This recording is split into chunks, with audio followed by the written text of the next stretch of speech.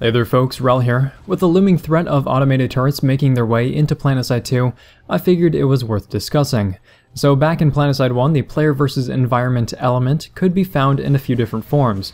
NPCs existed in the form of Spitfire turrets, heart shuttles which would ferry passengers from one place to another, and base turrets, and though I think they actually had a lower fire rate than they did while they were manned. The plans for PlanetSide 2 seem to be, at the very least, to bring Spitfire turrets back, possibly in the form of engineered deployables, and add some bots to the tutorial and VR training rooms. Though currently there are also some alerts on public test server that spawn in automated drones for you to defeat. Still, even if some limited AI did exist in PlanetSide 1, the argument of, well, that isn't what PlanetSide 2 is all about, does have some merit. Since its inception, PlanetSide 2 has always been about big, player-driven battles, and I guess there's a sort of comfort that comes from knowing that when you die, there was another person on the other side of the computer screen pulling the trigger. But at the end of the day, does it really matter?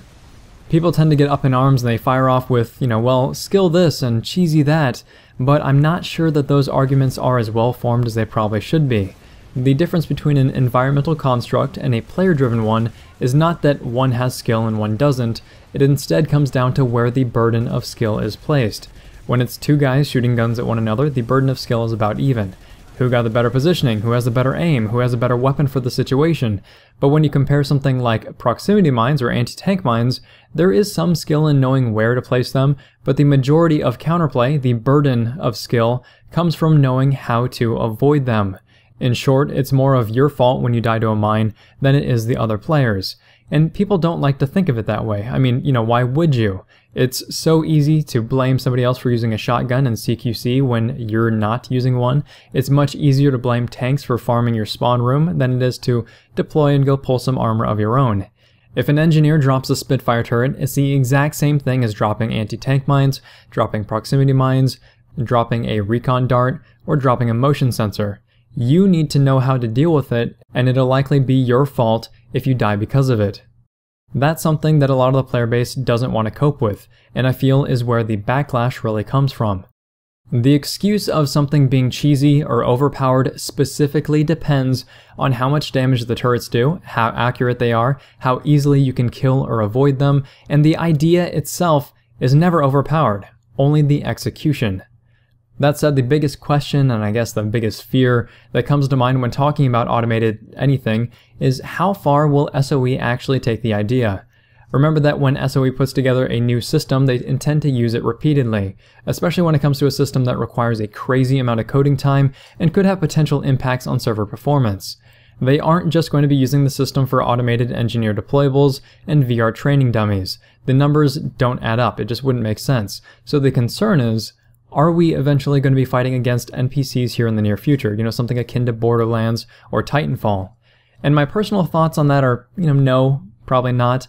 I could personally see AI being used for payload-style alert types, where you've got a cargo drone to deliver to your warp gate, or automated recon drones that ping enemy players in the same way that a recon dart or motion spotters currently do, or maybe some faction-specific carriers that will hover in low orbit around the continent, allowing us to drop into enemy territory, or maybe we'll see some automated base turrets like in the original PlanetSide. But even if we did see full-on bots, would that really be such a bad thing? Imagine now if there was an alert type where Nanite System security androids just went haywire. Maybe a whole wave of them arrive in crashed shuttles around the map, and then they would march on to the nearest base, and it would be your job to clean them out. As long as these sort of events didn't happen all of the time, I could see them being a really fun addition to the game. None of this would be a priority, of course, it's just something that could be possible in the future. Right now, the focus of getting bots into the game would be your Spitfire turrets and would also be your VR and tutorial training. How much easier do you think it would be for newer players to get an understanding of the game if they had something that would move around a little bit while getting shot at?